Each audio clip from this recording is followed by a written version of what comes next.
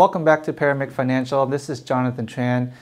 Today's topic in Finance in 5 Minutes is Medicare, right? So a lot of people you hear about Medicare, how do we qualify for it? When can we enroll in our Medicare? So generally with Medicare is that once you become 65 years old, you can qualify for what we call Medicare, which is insurance given to us by the government when we retire. Now, how do we qualify for it is there's a couple different programs in the Medicare that encompasses the whole program, right? The first part is called Medicare Part A, which covers your inpatient services, your hospital, right? And so in order to qualify for this one at no cost, you need to work a total of 10 years or 40 working quarters. If you don't have that requirement done, there is some cost to that depending on how many years you have put in, right? The second budget in the Medicare is Part B. Part B is your outpatient services, your doctor, when you go to your family doctor to visit. This program you have to pay depending on your income, right? So right now it's about $144 a year. Every year I see it go up, right? And it scales up depending on your income, right? So the higher your income, the higher your Part B is. Now on the reverse side is that if you are lower income, where you qualify for Medicaid through the state program, then the state program may elect to pay for your Part B. Depending on where you go, you may qualify for some help on that end. And then the third part to Medicare is Part D, which is your prescription drugs. Now this portion here is not covered by the government. This one you have to go on your own and purchase through private insurance companies to cover for your prescription drugs, right?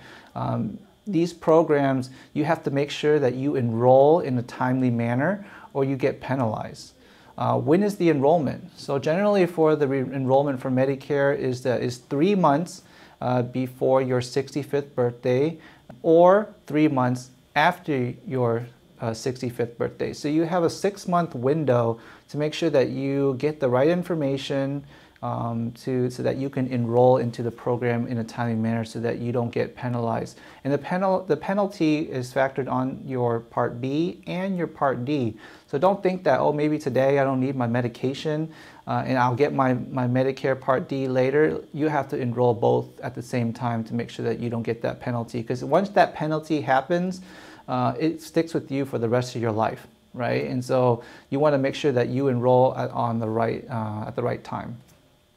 Now another thing is some people may ask, okay, well I heard that original Medicare given to us by the government doesn't cover everything. That's true. There is co-insurances, co-pay deductibles that you have to pay out of pocket yourself, and the government covers for a portion. So sometimes there's 2 pathways that we can go when we get into Medicare.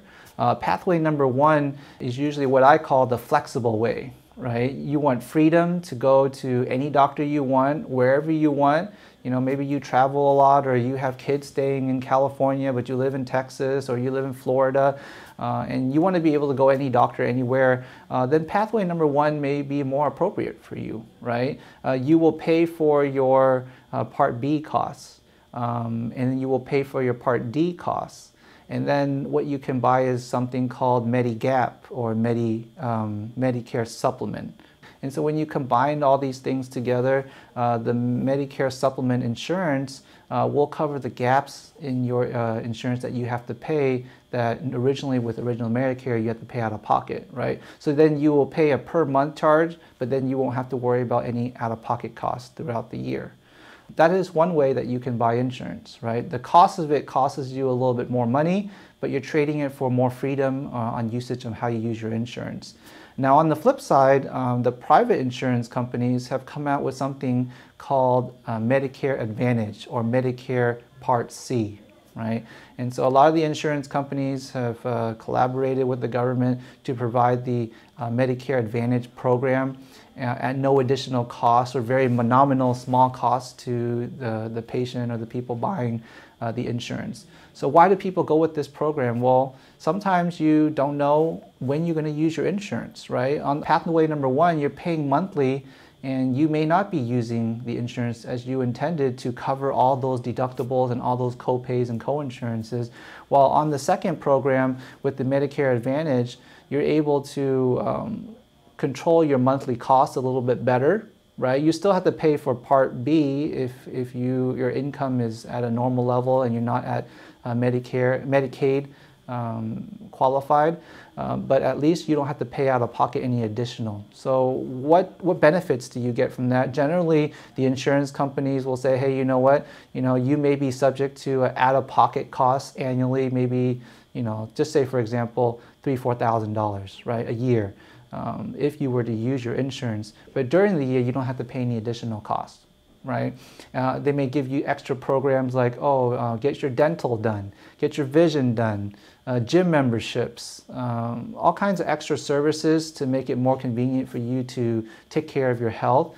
And so, but a lot of times, what's the catch with all these, right? I get all these benefits, great benefits, including some places offer prescription drugs, coverage for a certain allotted amount per quarter.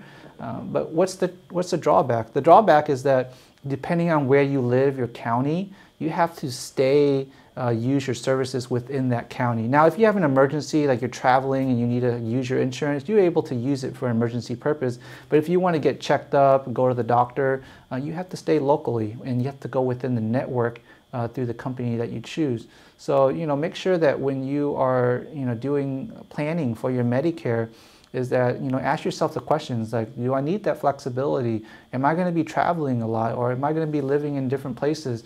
What's the best plan that is appropriate for my situation, right? And then you can choose a plan and go from there, right? And the nice thing is that you can always change from path 1 to path 2 interchangeably. Now, there may be some underwriting requirements when you make a change like that after the first time that you enroll, but at least there's some flexibility that you can change when your life circumstance changes, right?